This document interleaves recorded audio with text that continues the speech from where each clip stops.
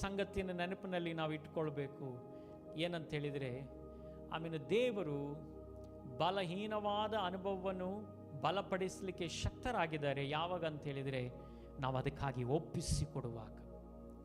ಅಂದರೆ ನಾವು ಅದಕ್ಕಾಗಿ ದೇವರ ವಚನದ ಸತ್ಯತೆಗೆ, ದೇವರೇ ನಾನು ನಿನ್ನ ಸತ್ಯತೆಗೆ ನಾನು ಒಪ್ಪಿಸ್ತೇನೆ, ನಿನ್ನ ವಚನದ ಸತ್ಯತೆಗೆ ನಾನು ಒಪ್ಪಿಸ್ತೇನೆ ಎಂಬುದಾಗಿ ಹೇಳಿದಾಗ ದೇವರು ನಮ್ಮೊಂದಿಗೆ ಹೇಳ್ತಾರೆ, ನಾನು ನಿನ್ನನ್ನು ಬಲಪಡಿಸ್ತೇನೆ, ನಾನು ನಿನ್ನನ್ನು ಉಪಯೋಗಿಸ್ತೇನೆ, ನಾನು ನಿನ್ನನ್ನು ನಡೆಸ್ತೇನೆ ಎಂಬುದಾಗಿ ಹೇಳುವಂಥದ್ದು. ಆಗ ಇವತ್ತು ಒಂದು ಸತ್ಯತೆ, ಈ ಉಪವಾಸ ಪ್ರಾರ್ಥನೆ ನಾವು ತಿಳಿದುಕೊಳ್ಬೇಕು. ನಮ್ಮ ಬಲವುಳ್ಳ ಏರಿಯಾ ಸೈತಾನನಿಗೆ ಬೇಡ. ಆಮೇಲೆ ಯಾವತ್ತು ತಿಳಿದುಕೊಳ್ಳಿ, ನಾನು ನಿಂತಿದ್ದೇನೆ, ನಾನು ಸರಿಯಾಗಿದ್ದೇನೆ, ನನ್ನ ಎಲ್ಲ ಅನುಭವಗಳು ಕರೆಕ್ಟ್ ಆಗಿದೆ ಎಂಬುದಾಗಿ ನೀವು ನೆನೆಸ್ತಾ ಈಗ ಹೋಗ್ತಾ ಇರುವಾಗ, ಎಲ್ಲೋ ಒಂದು ಕಡೆ ನಿಮ್ಮ ಬಲಹೀನ ಪರಿಸ್ಥಿತಿಯನ್ನು ಏಮ್ ಮಾಡಿ ನೋಡಿ ಅಲ್ಲಿ ಬಂದು ಸೈತಾನ ಹೊಡಿತಾನೆ.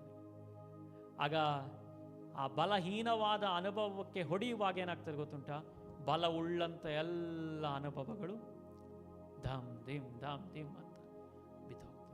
ಹಾಗೆ ಈಗ ಬೀಳದೆ ಅದು ಸ್ಥಿರವಾಗಿ ನಿಲ್ಲಬೇಕಾದರೆ ನಾವು ಯಾವಾಗಲೂ ನಮ್ಮನ್ನೇ ನಾವು ಪರಿಶೋಧಿಸಿಕೊಂಡವರಾಗಿ ನಮ್ಮ ಜೀವಿತದಲ್ಲಿ ನಮ್ಮ ಅನುಭವಗಳನ್ನು ಕರ್ತನ ಸಾನ್ನಿಧ್ಯದಲ್ಲಿ ನಾವು ಬಲಪಡಿಸಬೇಕಾಗಿದೆ. ಹಲ್ಲೆಲೂಯಾ.